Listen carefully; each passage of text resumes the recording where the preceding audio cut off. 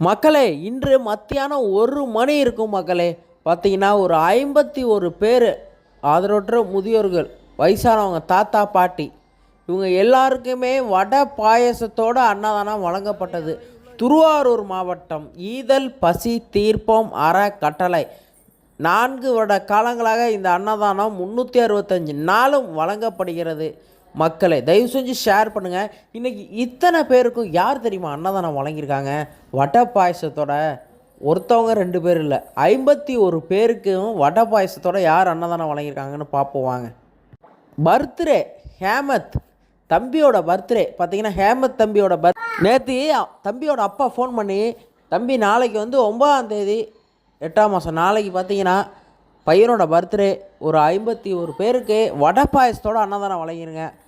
சரிங்கண்ணா, ஓகேண்ணா அப்படின்னு சொல்லிட்டு பார்த்தீங்கன்னா, சரிங்கண்ணா நீங்களே வந்து உங்கள் கையால் கொடுத்துருங்கண்ணா.